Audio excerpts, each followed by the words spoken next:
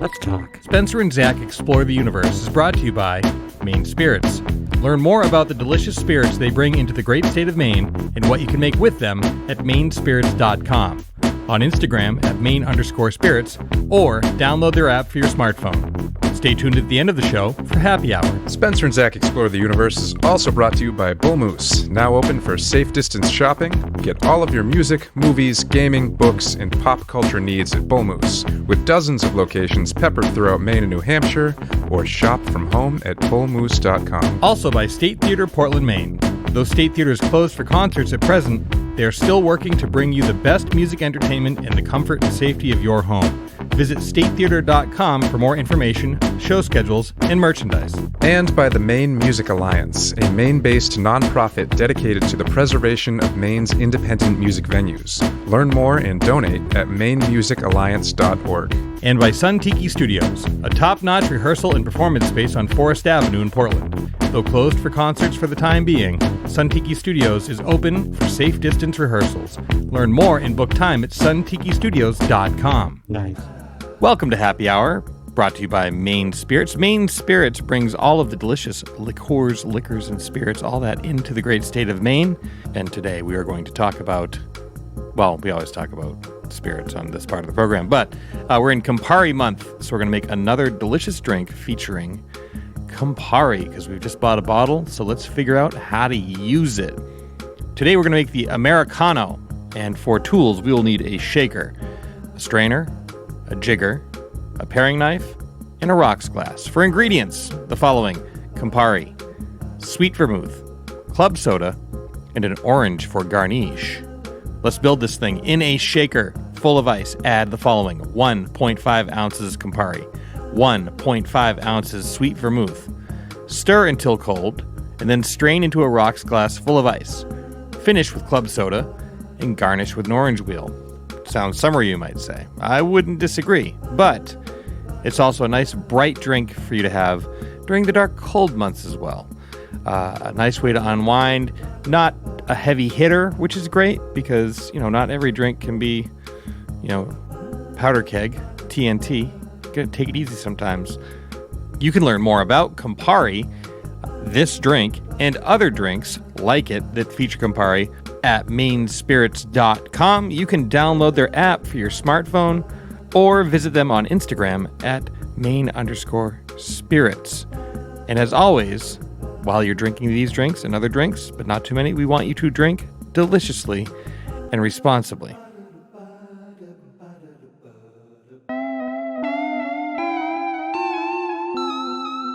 All right. Well, welcome to another Spencer and Zach Explore the Universe. Unfortunately, my co-host, Spencer Albee, couldn't be here with me today. Sorry about that. Which is unfortunate, because we have a very special guest on the program today. Singer, songwriter, producer, multi-instrumentalist. It's embarrassing. Spencer Albee. Hi, thank you. Thanks for having me. Spencer, welcome to the show. Thanks for joining me. Thank you for having me. I'm sorry I couldn't be here to work today. Well, that's okay. I'm sure you'll be able to listen to it with the rest of our listeners and see what you missed by not being here. Yeah, send me a link. I will. Shoot. Link in bio. That's right. Which is my new pseudonym as well, Lincoln Bio. Like Lincoln Park. Yeah. In so many ways, like Lincoln Park. Yeah, exactly. Spencer, you might not know this, but you have a new album out called the Popsicko Vol.2. I can't. Yes, it's true. I do know that. I know that because I made it right here in the same spot that I make this podcast in. And it turns out when you think that you're done a record, you're not, because there's so much to do after you're done making the noise and mixing it and all that stuff. So that was this is the first week I actually delivered it to stores, like photo finish, because everything, COVID makes everything take longer. So even the CDs arrived. I was sitting in my yard like a kid, waiting for something he ordered out of a magazine, waiting for UPS to show up so I could run the CDs over to Bull Moose. There's still like that excitement of like, when you get an album that you've worked on, when you get that first physical copy, like tearing the shrink wrap off it and actually looking at it, even though you've presumably labored over all of the images and packaging design and did the whole signed thing off on a million different proofs. Totally. These days, like I would say, like in earlier days, there was like the worry that like you get a CD and you open it and listen to it to make sure like the music actually stuck on the CD. Like it wasn't like a Bob Seger record or something. But I guess now, especially where, like I did, with the exception of guidance from Jonathan Wyman, our regular friend of the show and occasional guest. I did everything, aside from like various contributions from yourself and a handful of other awesome musicians. So like even like the CD design, like I took the photographs, I did the layout, it's like so DIY. But yeah, like when I get the CDs now, it's not as much about. I mean, yeah, it's nice to hold it and see like, oh wow, it came out good, or you might actually look at it or a little more critically, because if something doesn't look right or sound right, that's my fault. So, I guess there's always like that worry that, even though you've looked at it a million times, you still like spelled your name wrong or something. Like, oh yeah, and you're going to see it for the first time when you hold the actual CD in your hands. Yep. I actually, no shit, woke up this morning. You have like the wake up, that kind of panic wake up. Yeah. And in the end of my dream, I dreamt that I forgot to credit Emma Stanley for flugelhorn on the record, and Emma Stanley's an awesome player. She sure is, and super cool. But she didn't play on the record. But I had this like, oh my God, I forgot. I have to call Emma. Like, oh, I'm going to order all new CDs. I felt so bad. Oh, no. But turns out I was safe. Actually, because there is flugelhorn on the record, right? There is, yeah. Played by Steve Smith, but not Emma Stanley, who would have done also just as great a job. But it was just but you have those like did I spell whose name did I screw up even though I proofread it like 100 times and that. Well, I wanted to sort of like, I mean, obviously this is like any album that is your latest release is sort of like the current, I don't want to say bookend because there's no ending, just the but I guess, I don't know, just for the sake of discussion. Sure. It's your latest release, so it's, until your next album. I guess it bookends all of your releases you've done so far. Fair. But it's also a volume 2, celebrating the 20-year anniversary of your first release, the Popsicko Vol.1. And before we started this discussion, you were mentioning a project that you had started working on just pre-pandemic earlier this year, in the amount of things that you've learned in just that short amount of time that you went back to that project and approached it and were able to apply, new knowledge that you've acquired just in the last handful of months.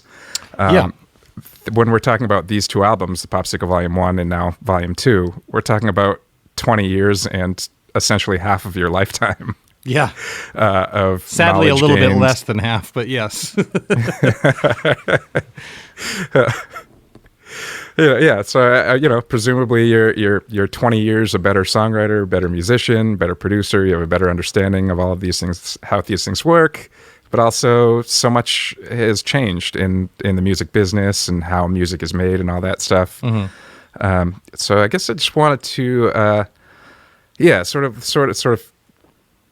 Maybe start a little bit talking about the Popsicko Vol.1, like where you were at in your career and life when you decided it was time to make a Spencer Albee album, and maybe just like, and then kind of work our way up to not we don't have to address everything in between, but I guess like you don't want to do like a song by song 4 hour, we could do that. I don't think we should. I mean, it'd probably take less time to just listen to the records. It definitely would. But like when you made the Popsicko, you were still playing in rustic overtones. You guys were and the biggest band in Maine, and the future was so bright. Everybody was wearing sunglasses. When you decided to make your own record, what was going on at that point where you were like, this is the moment? Well, in order to answer that question, we're gonna have to go back a little bit, Zach. I've always been a studio rat. Even when I was a kid, I remember I would save up my shekels and go rent a cassette 4-track recorder from Earcraft in Dover, and you'd get the trick was to rent it on Friday because you got it for the weekend. Yeah. So I always enjoyed recording. Whenever I was in a studio, I would generally be like kind of first in, last out. Like I wanted to know what the engineers were doing too. I've always been really interested in recording and just like, the sounds that you can make and the layering you can do and the combinations of sounds. And I listened to records even when I was like a little kid before I recorded. I remember I had a copy of Sgt. Pepper, and I had I asked my parents for like a boombox, and I wanted like a boombox, but they got me like kind of a boombox, but it turns out you could detach the speakers and it had balance on it left and right.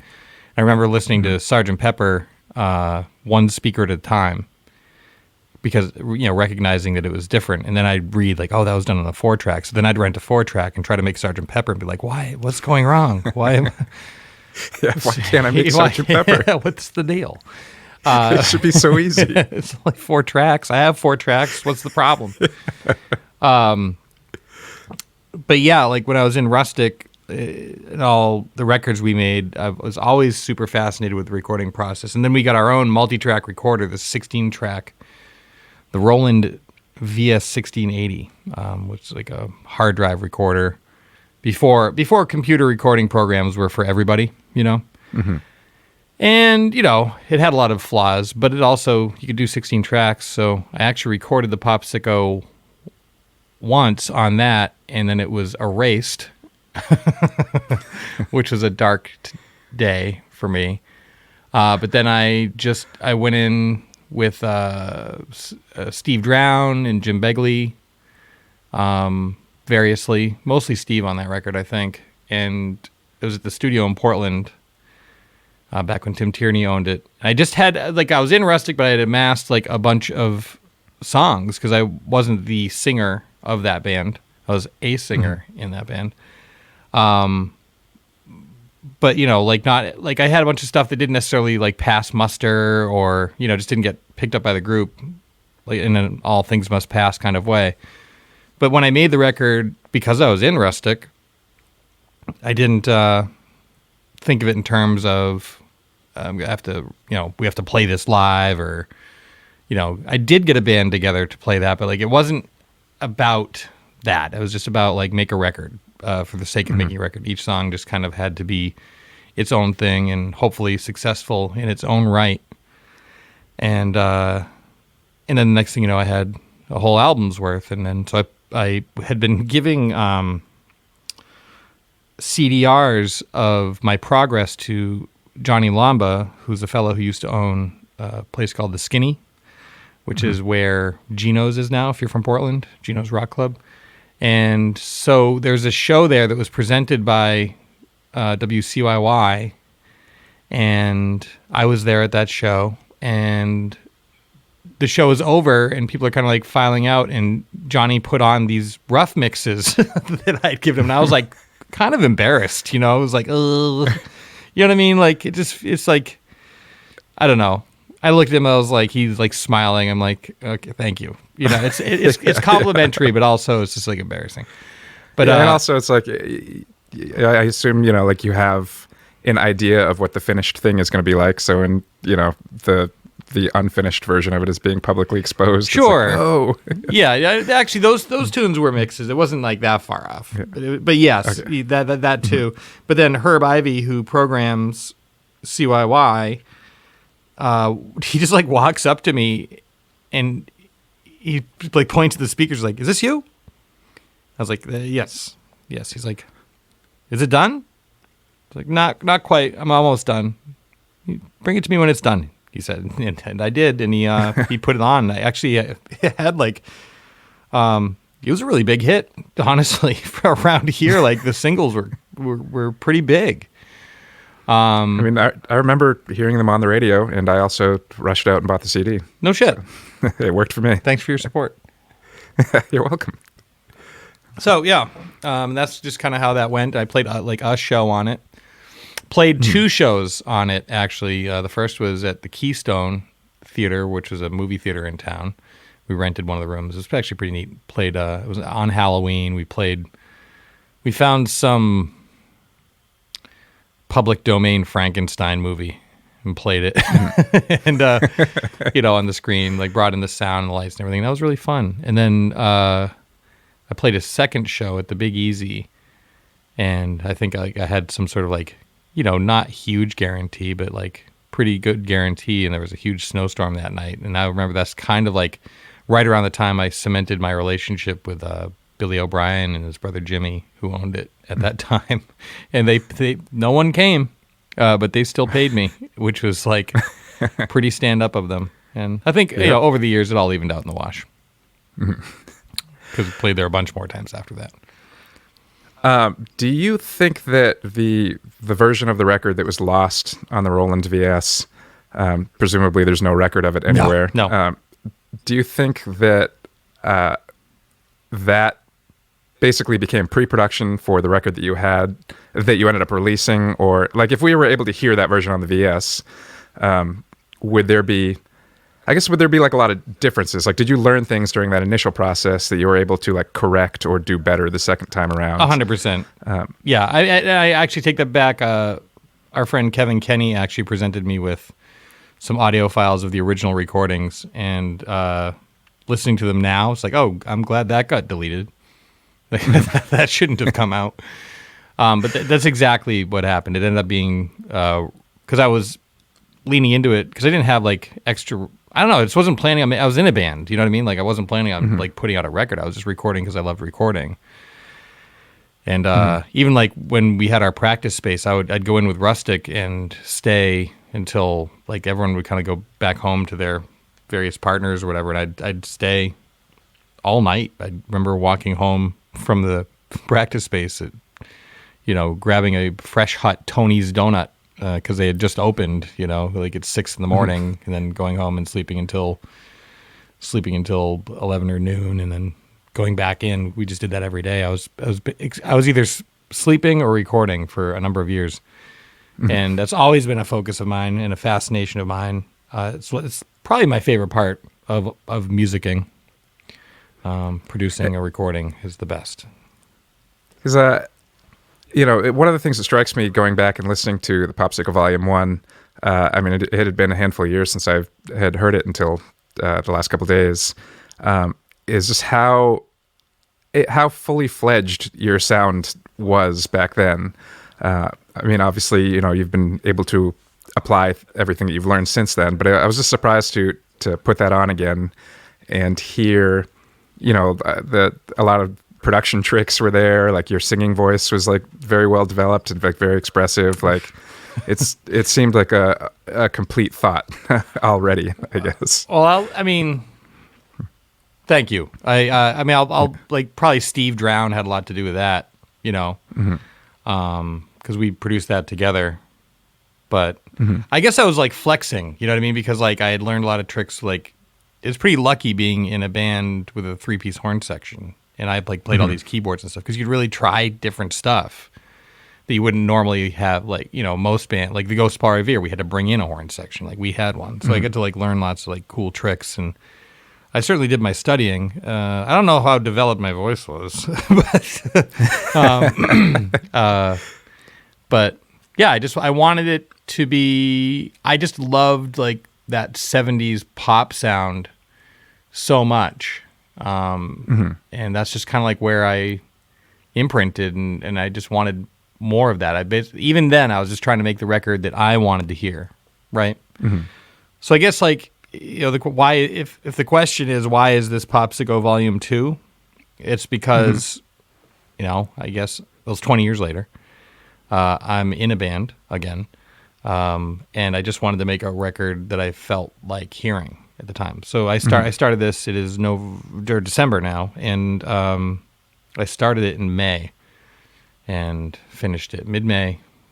A couple of the tunes had been written previously, a few of them. One of them is actually Melvin Taylor's, and then the rest of them were new. And but all the recordings are new for the most part, except for there's two tunes. That one one of the ones you played on, the one with flugelhorn. Back when you could be in the same room with a flugelhorn player and not catch the death, Yeah. Because I think they've traced it back exclusively to flugelhorn players. Yes, this started with clarinets, sadly. Science has concluded. Yeah. It was not the Wuhan market or whatever, the picture of that market they posted when this started. Yeah. It did not come from bats. No, it didn't. It came from woodwinds and brass instruments specifically.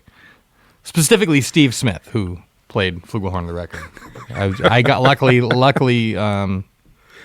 it didn't start until after our session. But yeah, so this album is just supposed to be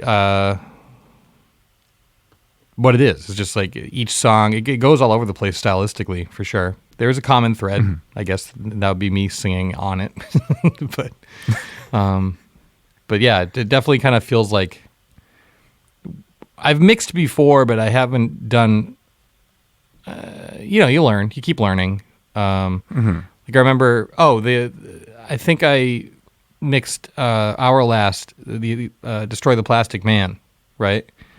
But except for one tune, did I mix that?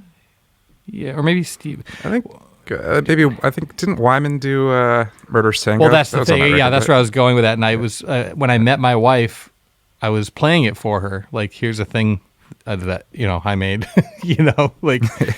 And we were listening to it on this car ride, and I was kind of like reminiscing. It was like thumbing through a yearbook, and then the song I recorded and mixed like the lion's share of that record, and then we get to the tune where we were in with Wyman, recording, and like unprompted, Caitlin just goes like, "Oh, this sounds better." I'm like, "Yes, I know." Yeah, yeah. That's because John is good at what he does, and he didn't record this in the basement with a Behringer microphone.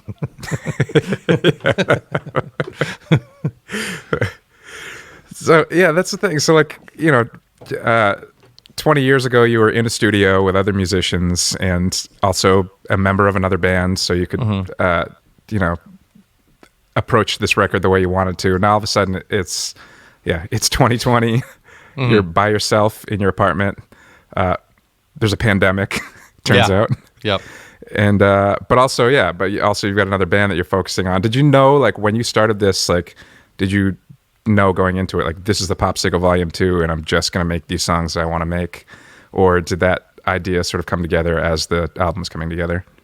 Well, I just started recording because I wanted, just for the sake of escapism, so like I'm just going to I'm just not going to sit here and wonder if I have COVID, for a year. So I just started recording, but then I don't know, maybe it was Derek. Somebody brought it to my attention that it was 20 years ago that came out, and then I actually just said, like, I'm going to make Popsicko Vol.2, and that allows me to do whatever I want to do, and so I did.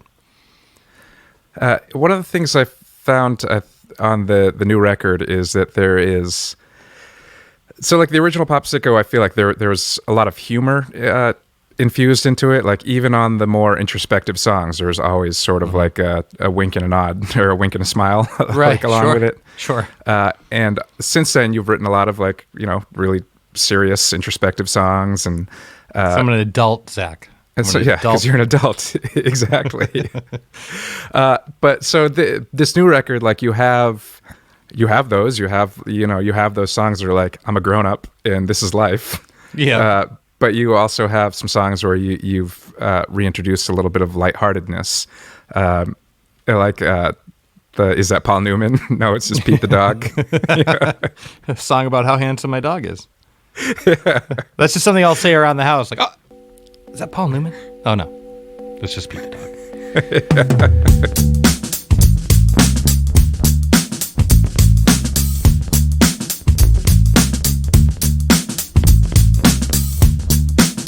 Ain't that the man I've seen in all the magazines, who's got a pocket full of anything he wants? No, that's just Pete the dog.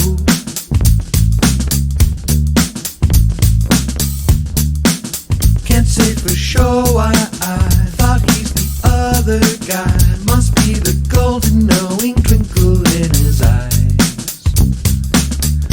Who's the best good guy? Why do you need so much attention when I'm trying to leave? Seems like I'm always trying to call you when you're trying to sleep. Yeah, I mean, I feel like I've always had like humor imbued in what I do because it's part of like who I am. Mm-hmm. But yeah, definitely there are some moments in one's life where you like, I'm serious now. It's like, okay. Mm-hmm. But yeah, like the one joke that kind of comes to mind on the Popsicko Vol.1 is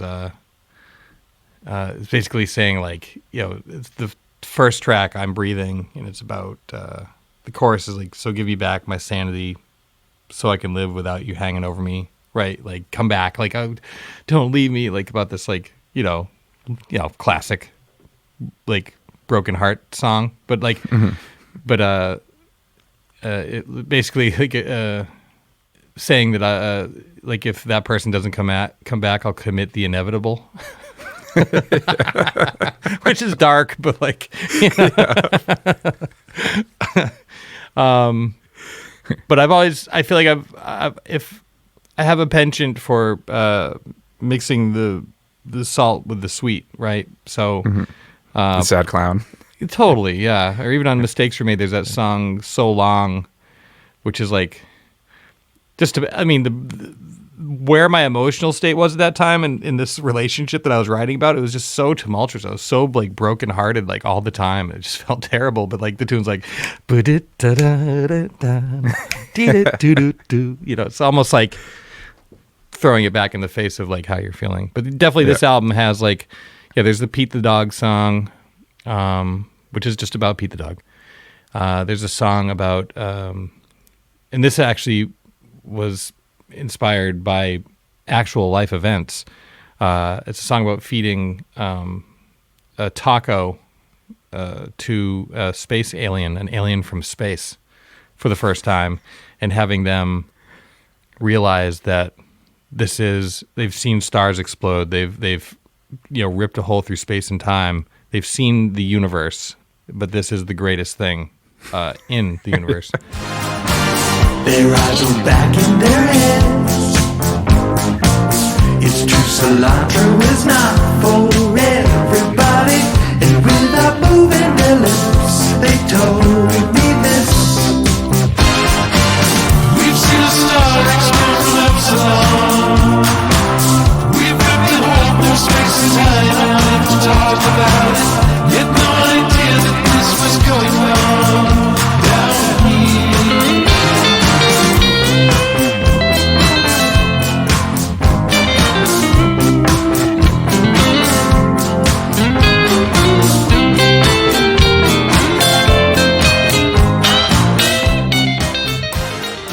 No, it's not inspired by a true event in that I have fed a taco to alien, but there was a run where my wife and I were making tacos every day, and we're just like, tacos are the best. Egg tacos, lunch tacos, dinner tacos. They're all great. They're all great. It's true. So yeah, I guess that's like, you mentioned in I'm Breathing, like, I'll commit the inevitable if you don't come back to me. Right. But then, if you contrast that with Broken, Drunk, and Stoned from the new record, it's like, there's like, you can the maturity, I guess, is there, or the 20 years are in that song, I guess, like as far as accountability, like I've got so many questions for you, but or just any of it, accountability. Yeah, like there are no breakup songs on this record. I mean, mainly because probably because I'm married, but like. It's funny, like, I wrote that tune in particular you're talking about with Griffin Sherry from Ghost of Paul Revere, and we were writing about a friend who was kind of going through this breakup process and was just like,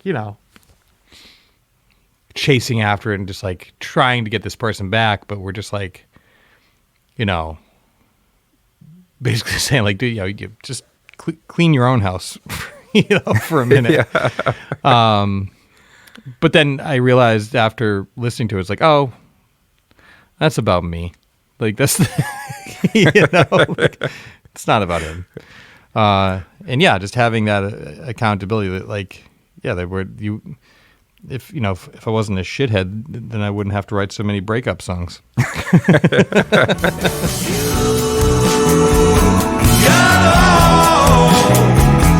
These questions for her, but you alone are the answer. 'Cause maybe she wants you to stop and treat yourself much better. These questions, maybe she wants you to stop breaking her heart, but you.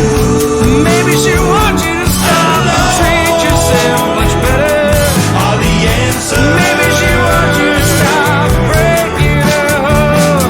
'Cause maybe she wants you to stop breaking. Maybe she wants you to stop these questions. Maybe she wants you to stop breaking her heart.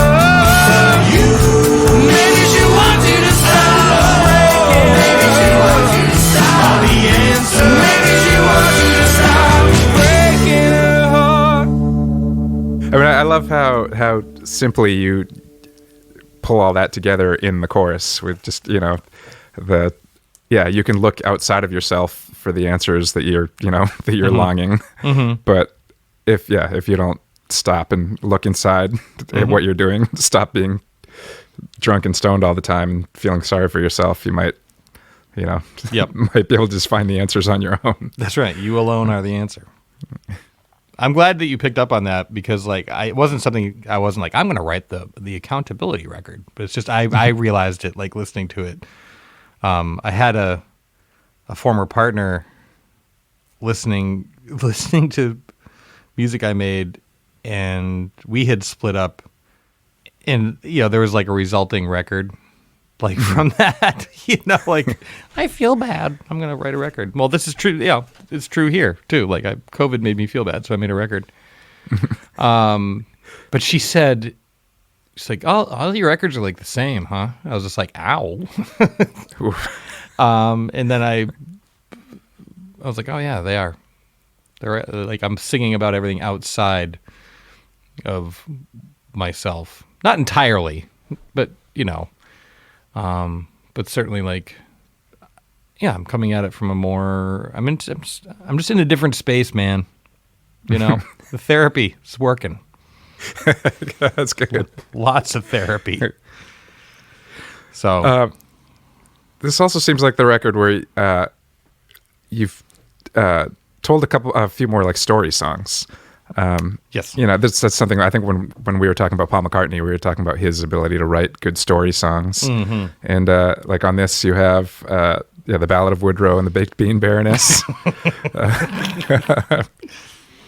which it's a great story. Thanks. I mean, it's an update of like Cyrano de Bergerac.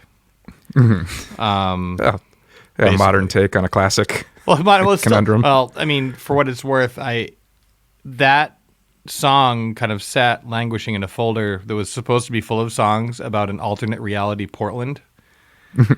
So that song's about the the heir to the B&M baked bean fortune. I was like picturing like this kind of like, kind of turn of the century, the guy who works in the bean factory loves her and she doesn't even know he exists. And he sends her a letter. She assumes it's from a steel tycoon named Max. And then she sees him at a party and she's like, the answer is yes. He's like, I didn't write that. And she's like, oh, I'm so sad. And then she like leaves like all embarrassed and heartbroken because she thought Max liked him, but it turns out he didn't. And then she walks into the bar where Woodrow plays, or the pub, and there he is playing. He sees her and then he starts singing this the song that he wrote for her, the lyrics or whatever, the letter. And she's like, oh, it's you. And then they're all one big happy bean family after that. Hung head and walked while weeping, stopping at the pub where Woodrow played. He saw her face and started singing the words he said to her the prior day. And like a lightning bolt that shot her through, she dropped her drink and cried, my God, it's you. I see you. Can you see me? I'm living at the top and you're all the way down at the corner of the shop at the back of my father's factory. I see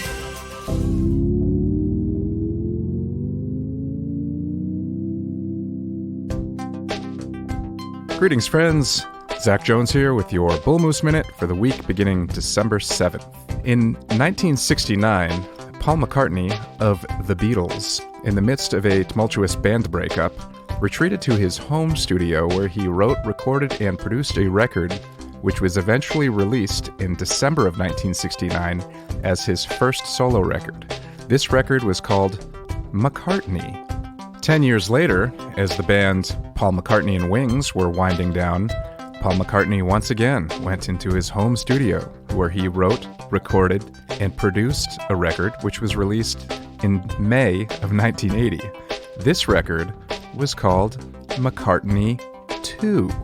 In 2020, in the midst of a coronavirus pandemic, while the world was quarantined, Paul McCartney once again went into his home studio where he wrote, recorded, and produced another record, this time called McCartney 3.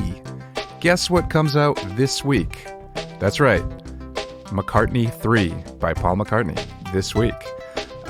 We did a whole episode on Paul McCartney a while back where both Spencer and I talked about what we would like to hear from a new McCartney record, which is basically get all those cooks out of the kitchen and just let McCartney cook his own stew.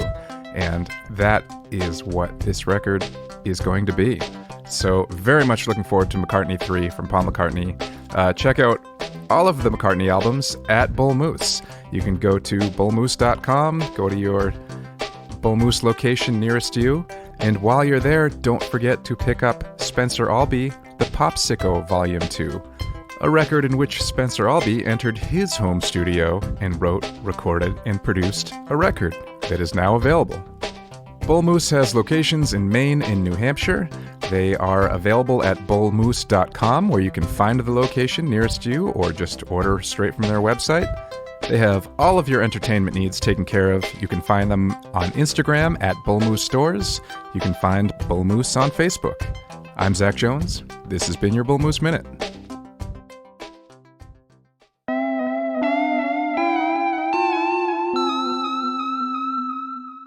I guess I've written a couple of story songs. Like Gretchen My Captain was a story song, but it's also like it's just like a metaphor. Everything's a metaphor for something else. Mm-hmm. But yeah, is there another story on the record? Yeah, Terribly Long Horse is a story. Yeah. And that's about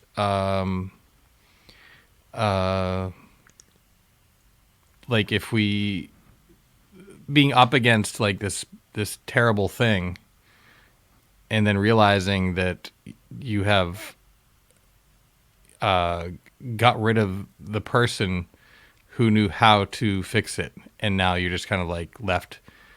It's about micro battles on like it's kind of political, I guess. Like, I was going to say it's very, very relevant for. yeah, it's just like we're so busy infighting that we forgot that like, oh shit, there's like a real threat over here, and then the infighting leads to dismissals, and then all of a sudden, the guy on the terribly long horse rides into town, and we can't stop him because there ain't anybody left who knows how to work this thing.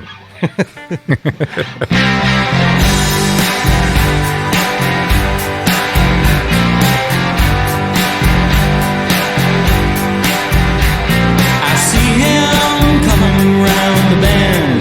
His hair's away, of charcoal black and gray. He rides a horse as long as eyes can see. It's 16 days from the beginning to the end. Does anybody here know how to work this thing? Whatever that, I'm not sure what that machine is that fixes it. I was going to ask you if we ever find out what that thing is. Or if that's yeah. No, it's like I don't know. I picture like maybe like an old like I don't know like crank gun like That's exactly what I picture. Oh, It's good, like, good. That's just great. like steampunk, like robot machine. That's like, great. Because I don't mention it by name, but that's like well, good. Like painted a picture around it enough to fill it in, I guess. I'm trying to think if like there something are that would have been in a Wild Wild West with Will Smith. 100%. It's definitely a Western. Yeah, the song is definitely a Western. So I'm glad you picked up on that too. Yeah, there's his hair's a wave of charcoal black and gray. That might be my favorite lyric on the record. And for some reason I have the guy, you know the movie The Watchmen? Yes. There's that fella in the very beginning who's playing an older version of a fella from later in the movie who's younger. That's like kind of like a yeah. The movie kind of starts with the end, right? But that guy, that actor who gets thrown out the window, that's why I envisioned like playing the guy on the terribly long horse. So I would have to watch that scene again and remind myself who that actor is. So I can picture him now. I could, yeah. I probably should have just like called him up on IMDb, but whatever. That guy, that actor. That guy. Yeah. Not that important. You've also continued the story of Aaron, the Plastic Man from Destroy the Plastic Man, but also just hear that is another like sort of personal growth song as far as like, okay, we all have emotions, but how do you use them now, or how do you figure out what you're feeling? Mm-hmm. Yeah, for context, Aaron, like in Destroy the Plastic Man, a record that Zach and I made together some years ago, that was like told, like Aaron was basically, it's kind of a Pinocchio story, right? He wanted to be a real boy. And didn't understand like the feeling, like he just didn't get it. He didn't understand how to act or why he was acting certain ways, and he had like this basically like emotion chip that was just malfunctioning or something. And then at the end, essentially data. Yeah, basically, yeah, it's that. It's but it was like a metaphor for where I was at. Like when I moved back here from Portland, Oregon, I was like maybe in the worst headspace that I was just not in a good. It was not in a good way, and got progressively worse. I would say for the coming years as well, because I just wasn't like kind of dealing with shit, and I knew that I wasn't dealing with it. And I didn't know how to deal with it, and so that was like kind of like my way to like sing about myself, but not be like me, I, boo hoo. But sing about this like basically this robot that's broken, and at the end of it, it's like his friends showed him how to like do it. He leaned on his friends, and that was like kind of when I started to like wake up a little bit and start to like edge towards some sort of accountability, and for just like for my own actions and just for myself and self caring for yourself so you can care for other people, that kind of thing, you know? So, yeah, this new one is all, it's like, people will say, oh, it's auto-tune. It's actually a vocoder, wherein, if you don't know what that is, you plug a microphone into a keyboard, and you can basically make, the keyboard provides the tone, and you provide the articulation. But this particular algorithm on this one vocoder is like so sensitive, like it actually kind of like in weird ways like integrates the actual voice, which is really cool. But then you also have like the pitch bend, like so you can make the note go ooh, but then you can have the modulation wheel as well, which gives it like a vibrato. So that was that was a very intense. It took hours to perform that right. Because I wanted it to like really tread that line in between being completely robotic and kind of somewhat like human, because that's like where the character is at. Everybody wants someone to love. Everybody needs someone to hold. Everybody wants someone, and you're the one that I choose. Everybody needs someone to touch. Somebody they think they need too much. Everybody wants someone, and you're the one that I choose. To burn the night and chase the moon, till morning made its rise too soon. Someone that sees that you're singular. Someone whose eyes can see the truth. Someone to make you feel invincible, like the sky could tumble down and you could care. Everybody wants someone to love. Everybody needs someone to Yes, that was definitely like an update on where that. I even had the same narrator at the top. Gary Bocott is a Scottish friend of mine, and he introduced Destroy the Plastic Man, which is kind of like a concept album of sorts about Aaron the robot. And then just to kind of like, there's a little throwback. There's lots of little Easter eggs in there that are throwbacks to various earlier recordings. So.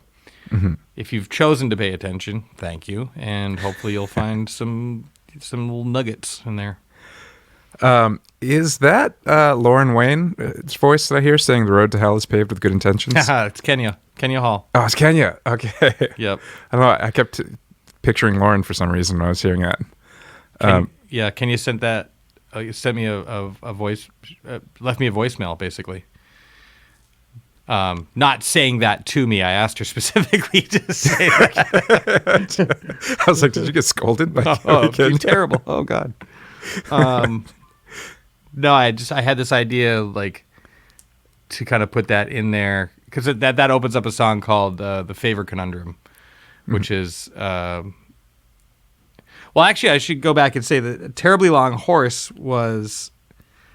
comes from when we were doing the Ghost of Paul Revere pre-production. I produced their last record, and I forget who, one of them mentioned, like, might have been Max, or it doesn't matter. One of them in the band in that room mentioned, like, all of them sitting. Oh, they were all, the band photo was going to be them sitting on a terribly long horse. And I was like, do it. Like, and I'm just like, please do that. That'd be amazing, you know? And I was like, in fact, you should call, like, I was gunning for the record to be called Terribly Long Horse, and it just kind of became clear as like time marched on that they were not going to use it. So I wrote it, you know. And then to fast forward to what I was talking about just before, The Favor Conundrum is something that my Bell Systems bandmate Genevieve and I kind of talk about, where it's like, you know, someone's like doing you a solid, maybe for like not like their whole card rate, or they might even be doing it like for free to help out. But like, you know, you can get stuck in these situations where you don't quite end up with the thing that you needed when you needed it, but you also can't really lean into anybody and be like, yo, you know, because they're doing you a solid. So it's about that. And it's also, that chorus is something that she said to me one day. We were just discussing. She was having a hard time with some life shit, you know? And she just said, like, oh, I'm in a mess. And it just really stuck with me. It's like, yeah, I don't know why. It's like, what a cool idea to think of it like that. Like, I'm just in a mess. So, yeah. So I was hearing that the Road to Hell quote is a callback to the As Fast As song, but I can't remember if we ever actually even released that. So maybe Yeah, it was on Destroy the Plastic Man. Okay, that's right. Yeah, that's right. Okay, it's called The Road to Hell. but that's right. We hid it cleverly underneath a misleading title. A title of exactly what it is. Yeah. But yeah, it leads brilliantly into the song, The Favorite Conundrum. Thanks. Which is it's hard for me to pick a favorite on this, but I feel like What's that your is least one of favorite? them. Let's do that. My least favorite. That's even harder, I think. I would say I think my favorite as of now though is Thinking of You. I feel like that definitely embodies a way a lot of us are feeling in 2020. And obviously this is great melody and harmonies.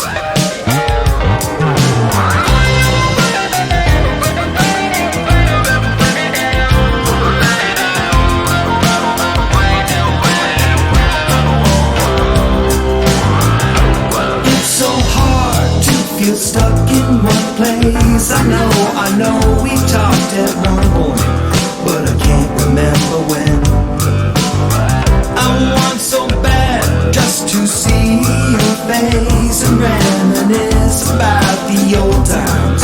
But until then, just know I was thinking of you. How's your mom? How's the dog? How's the kids? How's your job? It's hard to tell what we're supposed to do, but I love you very much, and I've been thinking of you. When I played that to some friends in an early iteration of it, I think it was before Katie Motzel was on it. She sings on that tune. And they said it was like the COVID jingle. You know, I was like, yeah, it kind of is. True. I mean, you definitely encapsulated all of the feelings without ever having to drop the word COVID. Well, exactly. And I tried to do that thing where, like, you know, the music is kind of like, you know, lighter, kind of more fun, upbeat. In fact, like the Pete the Dog song was originally called The Postman. The chorus of the song now is, you know, why do you need so much tension when I'm trying to leave? You know, but initially it was, why is the postman trying to kill me when it brings me the mail? And I had one lyric that was, I see a mother and their child walking down the street. I hear the pitter-patter of their murderous feet. You know, it's just like about like being afraid of people, you know, like in COVID times, like especially early on, you didn't know. There's all the talk like it lives on paper for blah, blah, blah. Like, you know, like I can't even. Don't touch anything. Yeah, like you had like your mail quarantine area.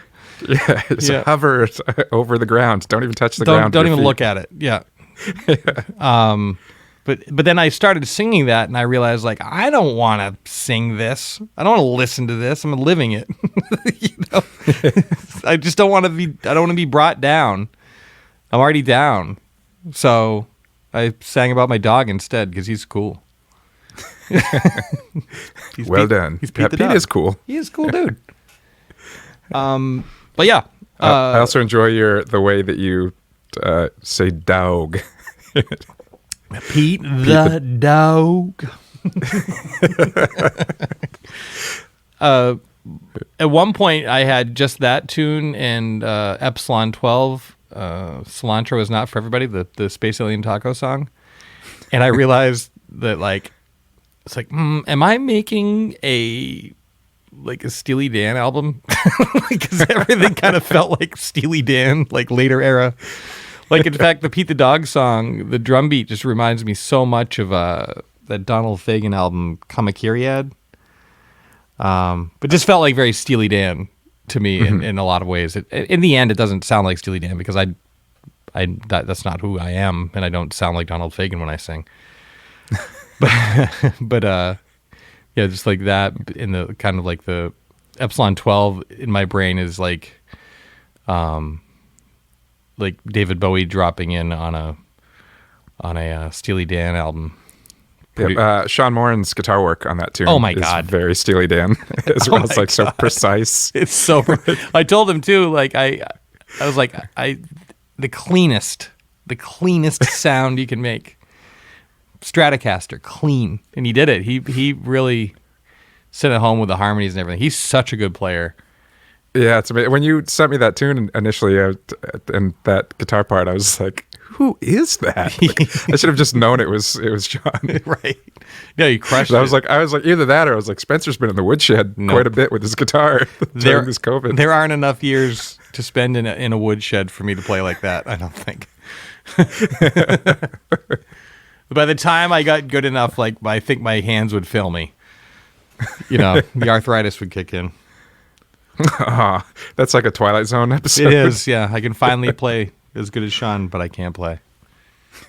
Were there? I mean, I guess you're probably not as conscious of it when you're just in your studio making a record. But I guess just thinking back on, 20 years gone by, numerous albums, numerous monikers. Sure.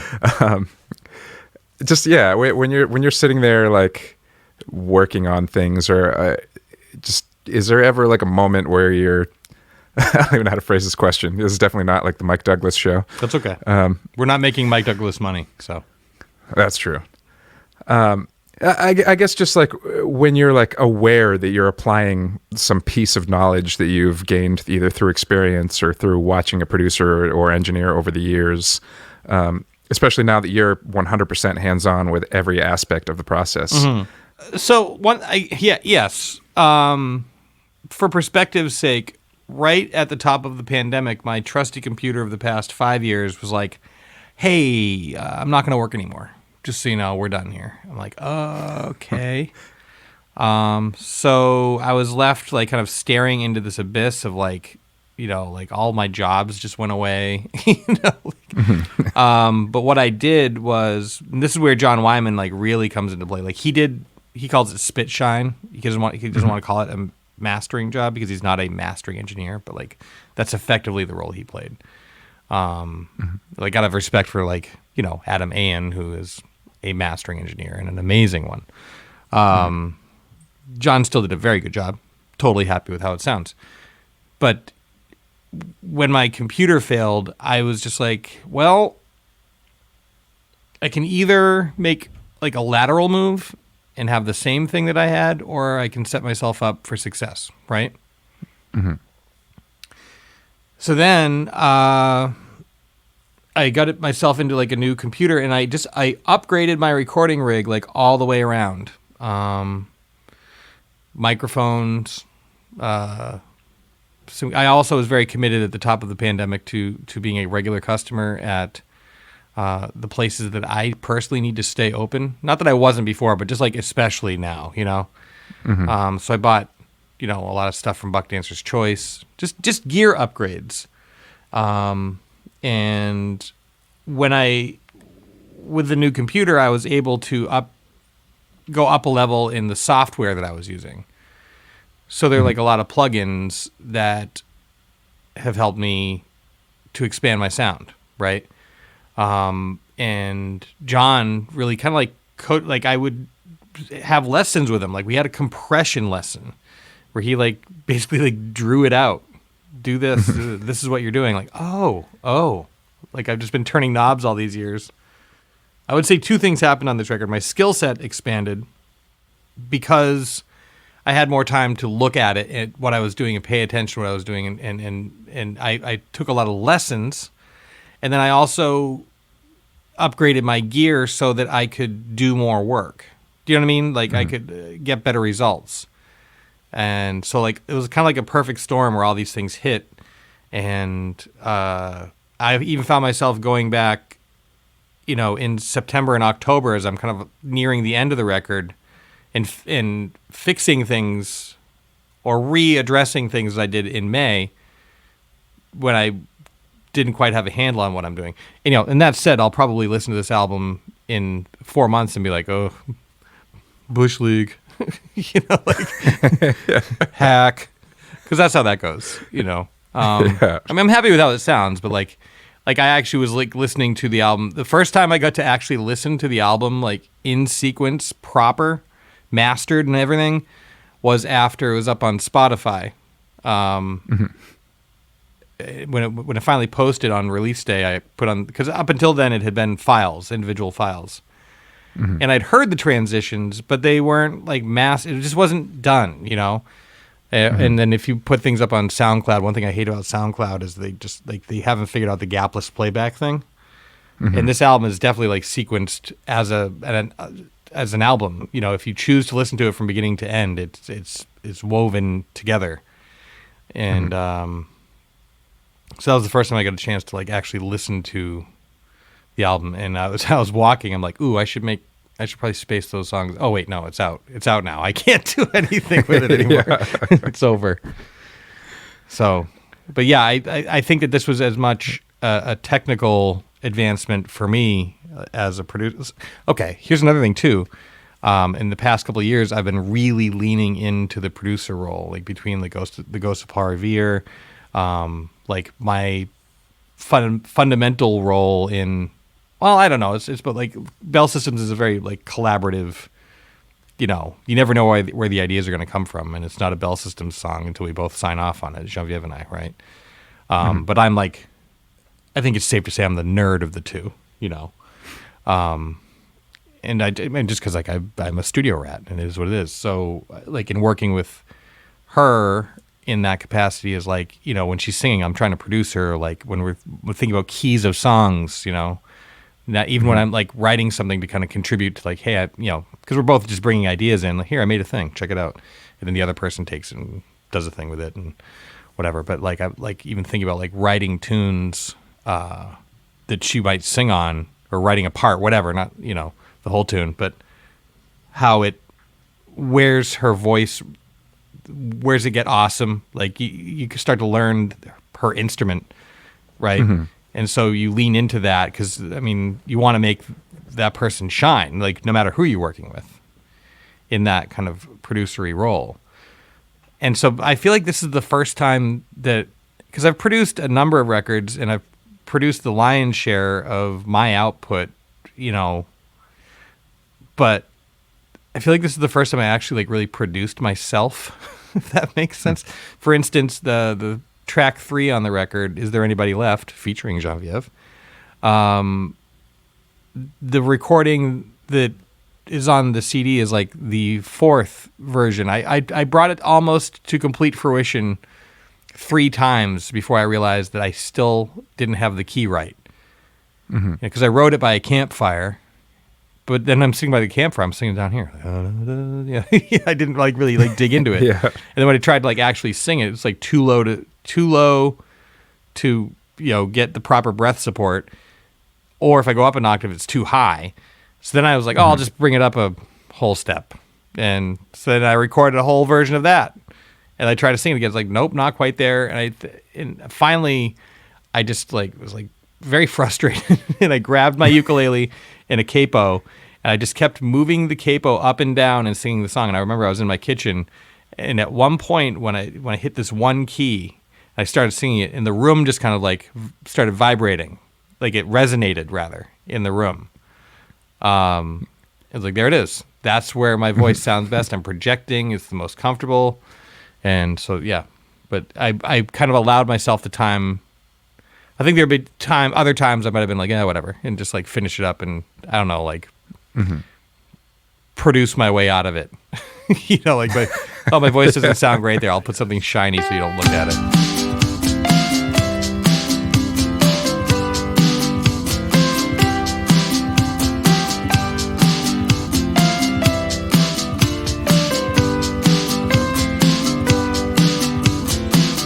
I was standing in a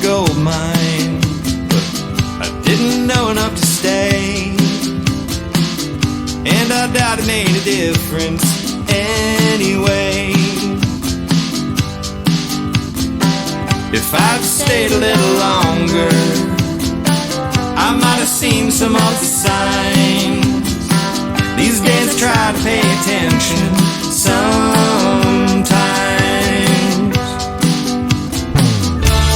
Sorry that I'm late, I've tried. Is there anybody left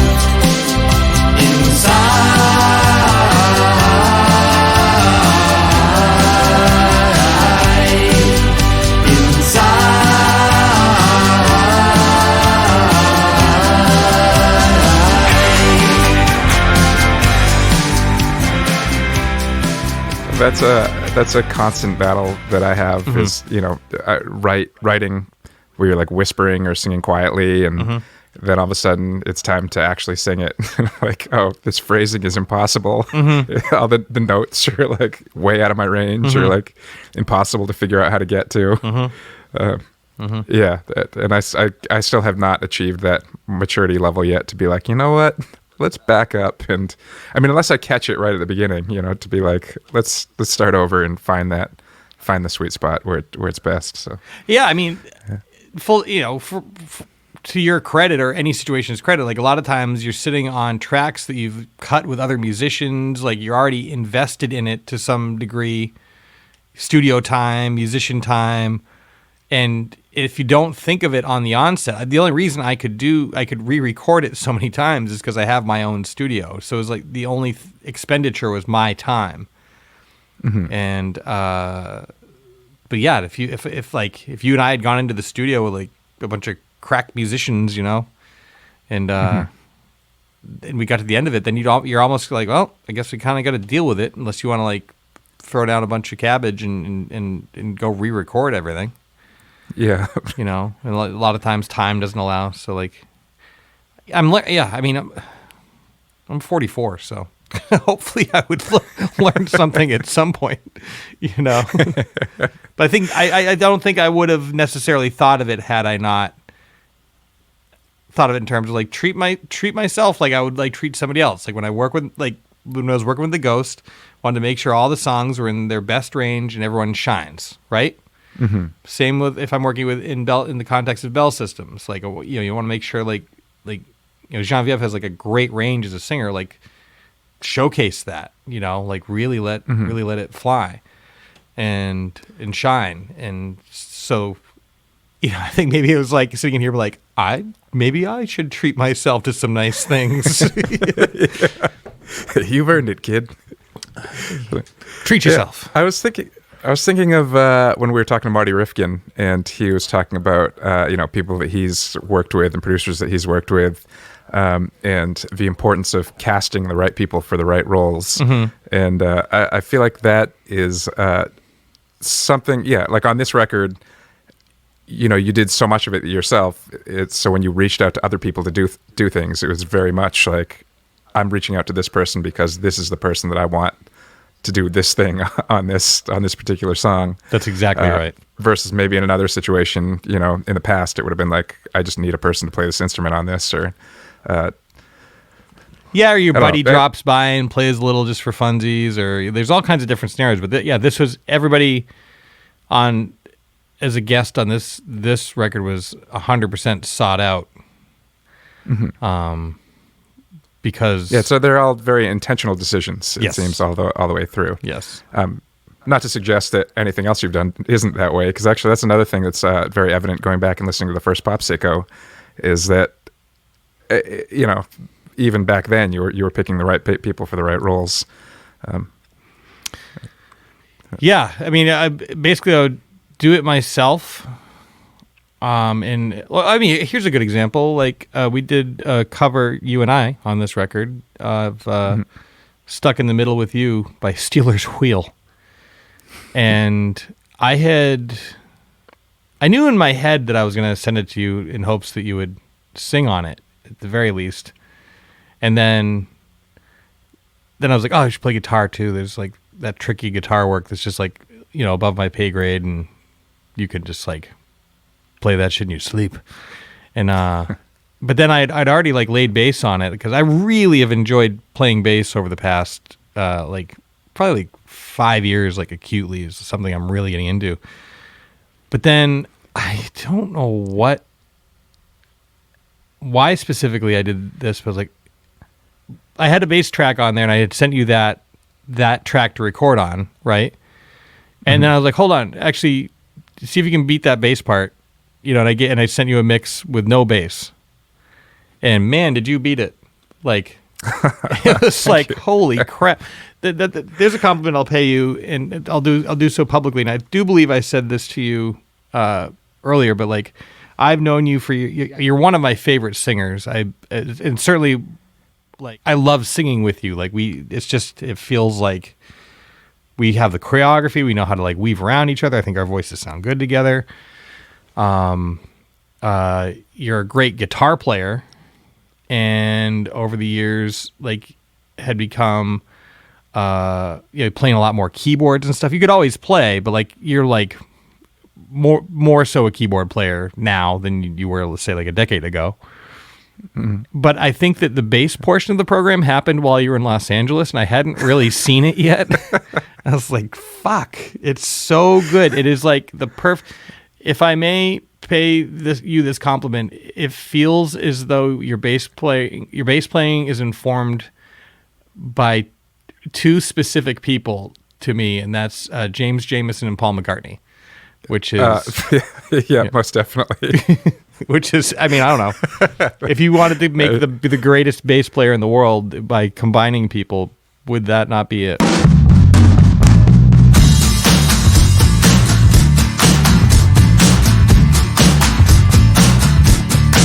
Well, I don't know why I came here tonight. I got the feeling that something ain't right. I'm so scared in case I fall off my chair, and I'm wondering how to get down the stairs. Clowns to the left of me, jokers to the right. Here I am, stuck in the middle with you. Yeah, I'm stuck in the middle with you, and I'm wondering what it is I should do. It's so hard to keep a smile on my face. Lose control, yeah, I'm all over the place. Clowns to the left of me, jokers to the right. Here I am, stuck in the middle with you. Well, you started out with nothing, and you're proud that you're a self-made man. And your friends, they all come crawling and slap you on the back and say,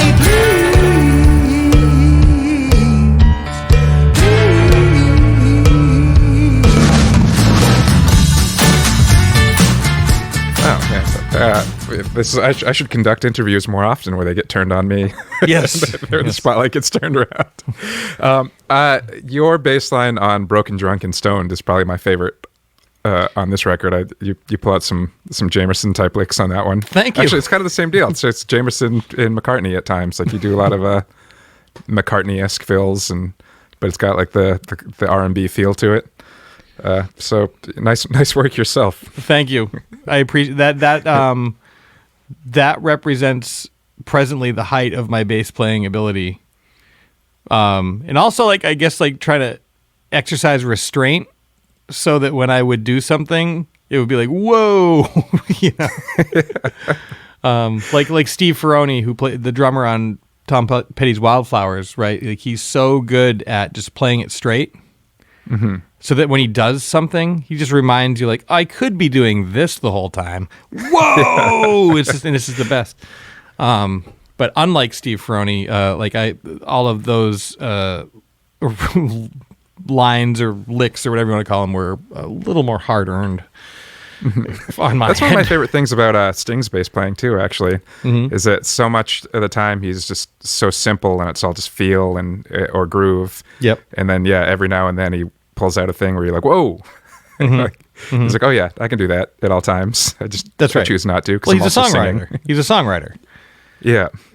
For me, that's the music that I've always related to. Like I love it when people can play their asses off. It's great to have a band, like Toto is a good example. Like all the players in that band are ridiculously good. I mean, they're fundamentally the band on Thriller.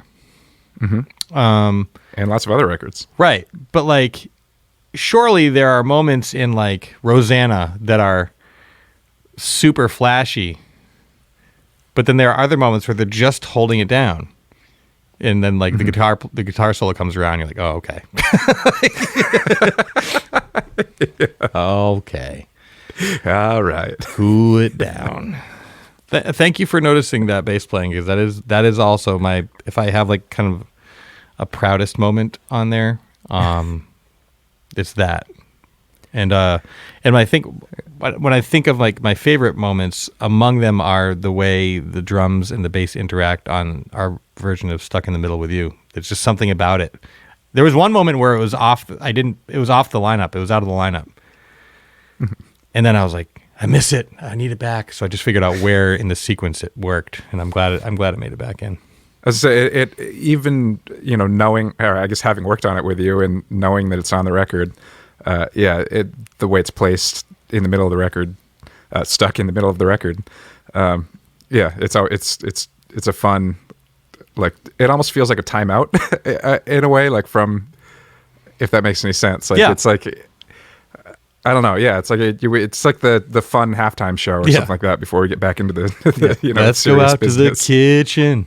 Let's go out to the kitchen. Yeah, it starts side two. I kind of want it to be like a little like a blast of fresh water in the face. Especially after Broken, Drunk, and Stoned, because that song's like not chill. Not that it's like super dark, but it's like it's pretty like. It's pretty heavy, Yeah. It Stuck in the Middle of You definitely gives you a second to be like, whatever, to free your brain space for a second and just be like, live with something that you're familiar with, but has a fresh new coat, for a presentation on it. And the way I put it in the sequence, it actually broke up because initially I had Broken, Drunk, and Stoned right butted up against Terribly Long Horse, which is kind of like a dark T-Rex nightmare. Ish, so like having that little, it's a little something sweet in the middle to kind of break it up a little bit, but still kind of in the, like, everything's kind of in the bluesy kind of, funky-ish vibe. Ish. Well, should we, before we end this program, maybe play a couple of the songs off the record? Yeah. Does that seem like a thing that you might want to do? Sure. I would choose one. I would choose to end with one, if that's okay.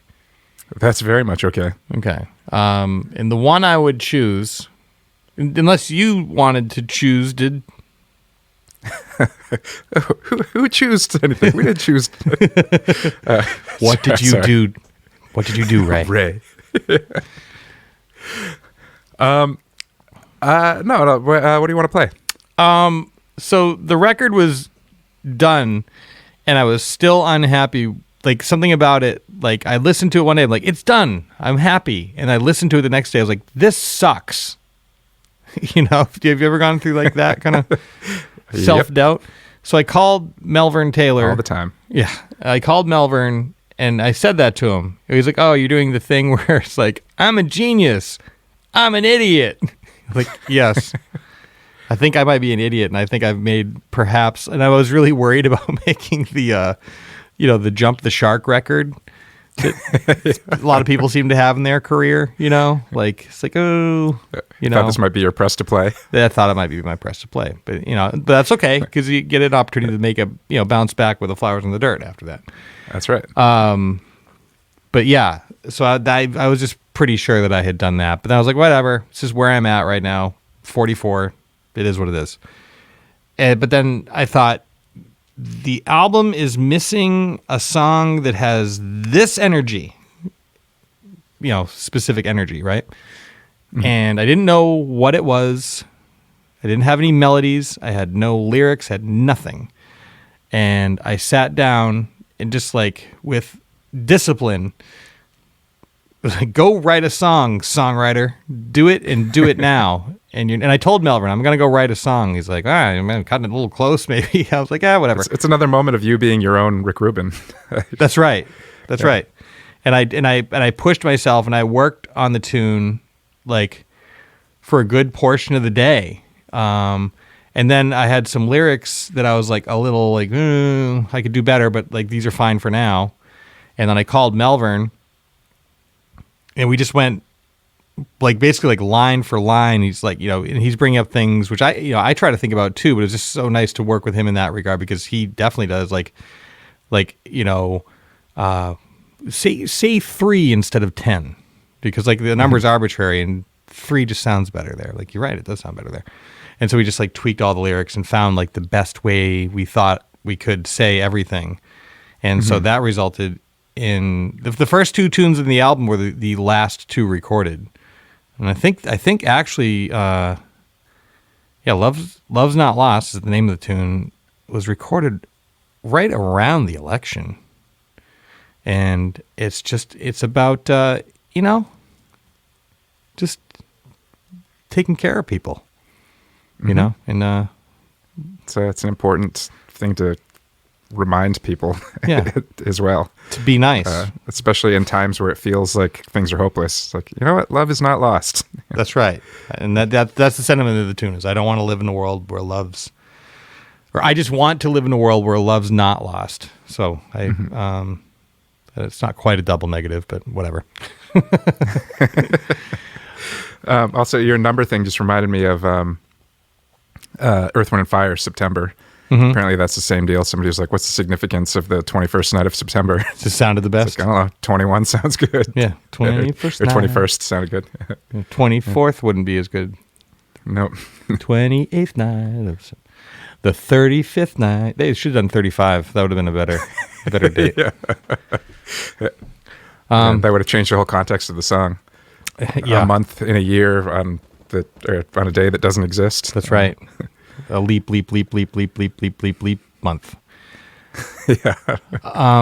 But yeah, so we'll do the intro, the overture. I knew that the album was going to have like an opening, and again, didn't have it written, but I just sat down and I let the synthesizer tell me what it was.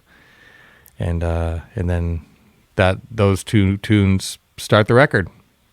And people can buy the record at bullmoose.com/Spencer. That's right. Or at Bull Moose locations. That's right. And are you still, I know you had done a hand-poured vinyl that is sold out, but you still are pre-selling the black vinyl, right? That's right. So you can order that. It's going to take a while because #COVID, but we're actually working on that right now. Not right now, I'm recording a show, but... and people can also find that at bullmoose.com/Spencer. That's right, or spenceralby.com. And then there's merchandise to buy, including, what we haven't talked about, including Spencer and Zach Explore the Universe t-shirts. Oh, yes. You can wear the shirt of the show. Now you can wear the show at home. And what better way to show your support of something than to wear a Spencer and Zach Explore the Universe t-shirt during quarantine where no one can see it. Except for... Take a picture of yourself wearing it, put it on the internet. Because if you're doing it right, you're not going anywhere where people can see you wearing it. That's right. Buy one and show no one. Please. But well, Spencer, thank you for being a guest on our show. Oh, thanks for having me. Congratulations on the new record. Once again, it's fantastic, and you've done a great job, so thanks. You're a peach. Thank you. All right, and here's Overture and Love's Not Lost by Spencer Albee. Can I try one? Sure. Here's Overture, Love's Not Lost by Spence. Here. Coming up next, a back-to-back treat, a back-to-back blast. Coming up next, it's back-to-back rock with Spencer Albee, Overture and Love's Not Lost, here on SAZETU. WFUK. A back-to-back blast. Whatever. I don't know why that just sounds so wrong. It's pretty gross. I'm not sure what it is, but it's gross. Yeah. All right, here's the jam.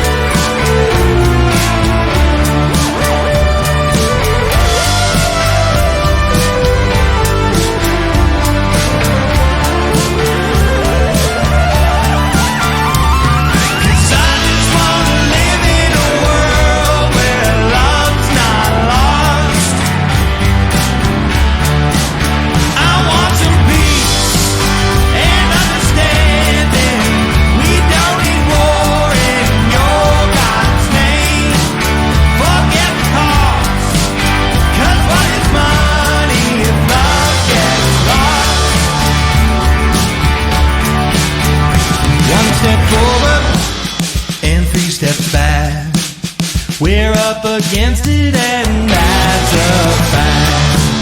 So much emotion in high degree. We could surely use a remedy. Forget the notion that love is free. We have to work for who we want to be. 'Cause I just want to live in a world where love's not lost. I want some peace and understanding. We don't need war in your God's name. Forget the cost, 'cause what is money if love gets lost? I want some peace and understanding. We don't need war in your God's name. Forget the cost, 'cause what is money if love gets lost? If love gets lost, but love's not lost.